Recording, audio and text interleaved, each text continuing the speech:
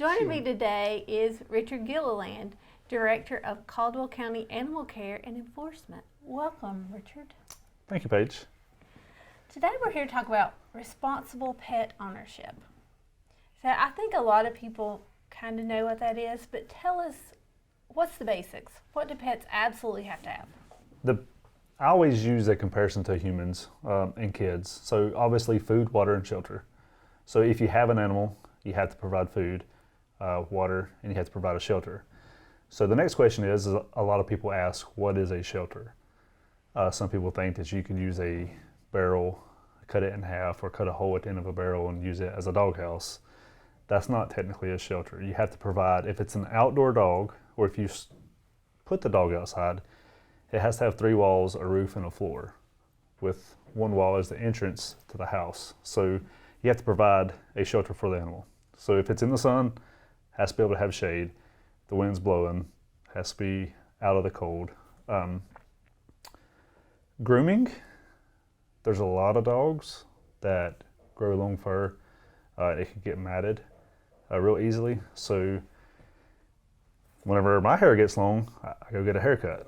Some dogs, you have to take them to get a haircut. That could be neglect if your dog was to get mats in its hair and it was to get tangled up.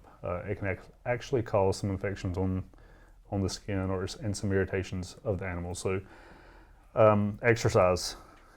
We need exercise to stay healthy and stay in shape.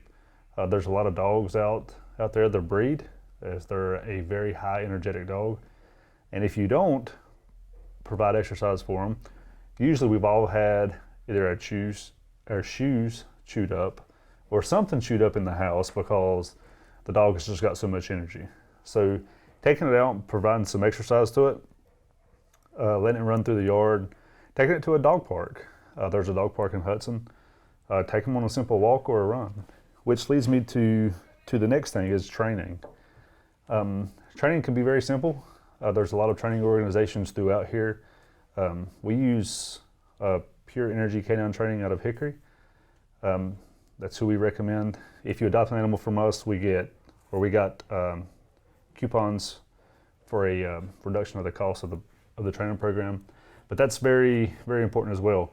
We train our kids. We train people to do things. If you want your dog to do what you want it to do, you must train it as well. Veterinarian care. If we're sick, we go to the doctor, right? If your dog is sick or your cat is sick, try to provide veterinarian care for it. There are some over-the-counter medications that you could buy at your local pet stores that can help with that. Or you can just call a vet, schedule an appointment with a vet, and have your animal seen there. Vaccines. I think you spoke with Cora earlier about rabies vaccine. It is a vaccine that is required by law, but there's many other vaccines as well. Parvo vaccines, Bordetella vaccines. Those 2 vaccines aren't required by law, but I would highly recommend them as well. We've seen a huge increase in parvo this year. I know with a lot of the pups and small dogs that's coming to our facility. Identification tags and microchips. We have several dogs that come in, several cats that come in that don't have a microchip on them or don't have a tag on them. And if your luck is anything like mine, your dogs will escape when you got the collar off of them. Luckily, I had microchips on both of my animals. They were able to be identified, and I was able to be contacted and made aware that my animals were at the shelter, because it happened to me as well. Dogs, they will escape. They will chase a rabbit, they will chase a cat, they will chase something. So making sure your dog is microchipped or have some type of identifying collar, tag, or something on it as well. And probably most importantly is spaying and neutering of your animals, your cats and your dogs. I know recently I pulled some of our numbers, and 42% of our animal intakes were owner surrenders this year. And that doesn't sound like much, but just to give you some numbers, and the total amount of animals surrendered in 2022 was 1,147. So 1,147 was surrendered in 2022. And of that, 485 were owner surrenders. These were owners that couldn't take care of their dogs no more, or just simply didn't want the dog no more, and they become our problem. The remaining amount of animals there were stray animals that we had picked up from the streets. So just so far this year in 2023, we have had an intake of 1,153 as of September 30th. So that's 6 more animals so far this year as of September 30th than total of 2022. And that owner surrender is still at 42%, but it's going to be a lot higher than that by the end of the year. So the main thing was to get from this would be not to purchase a cat or a dog if you can't take care of it. They're a lot of responsibility. It's not something that you can just buy and let it sit. It's a lot of maintenance. There's a lot of requirements behind it. And you said not to buy one if you can't take care of that responsibility. What about Christmas is coming? I know we're a little early, but still, giving a cat or a dog or any other pet as a Christmas gift, it's not a good idea. No, we usually will not adopt to somebody that is buying a cat or a dog from us as a gift for someone unknowingly. Because a lot of times people may not want the cat or the dog, and then you already got it, and then you're left on having to get rid of it or send it to a rescue group or bring it to our shelter. So I would highly recommend not doing that unless the person is requesting a dog or a cat.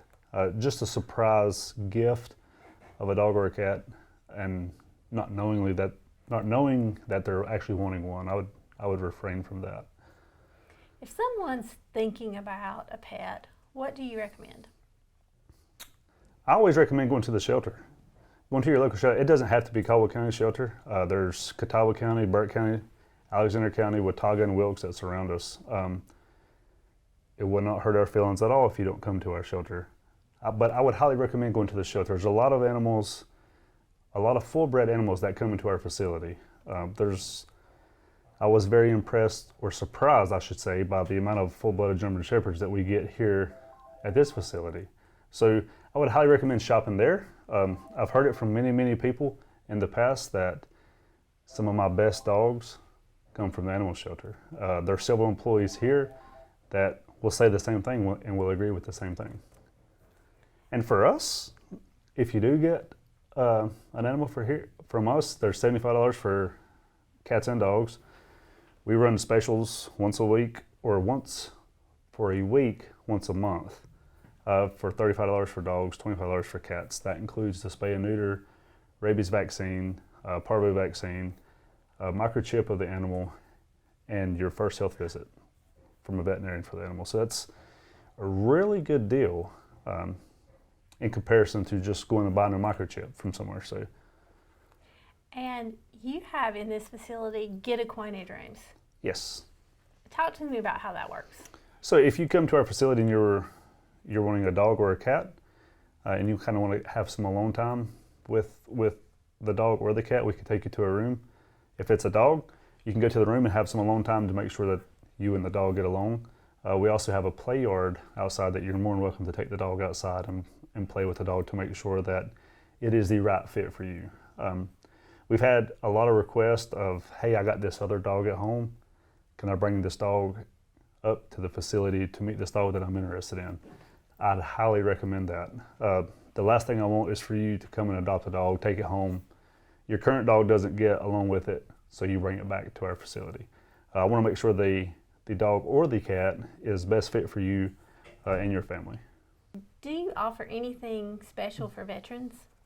Yes, all times, again, as I mentioned, our adoption fees are $75, but whether or not we're doing a reduced adoption event or not, if you're a military veteran and you have proof of your military ID, the adoption fee is $35.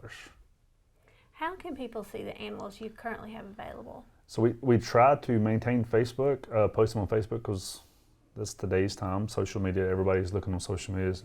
However, we do get overwhelmed sometimes with work, so we're not able to reply or post as much all the time. But our software that we utilize for our animals is linked to our website. So if you go to our website, you can click on stray animals, adoptable animals. Even if you're missing your pet, We have the pictures on there of our stray animals that we've picked up. Also our adoptable animals, both dogs and cats. The temperatures are dropping. Yes. So for outdoor animals, what needs to be done for their care? You want to make sure that you're providing some type of shelter. Again, it goes back to what we were speaking about earlier, shelter. Some dogs are made for cold weather, and we understand that. But you want to make sure that you have some type of heating source. There are several dog houses that are made now that you can buy heaters to put in your. You could provide blankets, cedar shavings, pine shavings, any type of heating source inside the doghouse will be very beneficial. Water bowls are another thing to think of. When the temperature starts to drop low here in a few months, you'll start seeing frozen water bowls, things of that nature. So again, it kind of goes back to maintaining food and water for your animal. It might be a block of ice, and some people might say, well, it's going to melt and turn into water. But is it currently water at the moment when the dog needs it? It's not. So just be mindful of those things. Another thing that I'm sitting here thinking about is the different breeds of dogs, because you mentioned earlier every breed has its own traits. May not be personality, but traits. So how can people find the right breed that's for them? You could do a little research on them.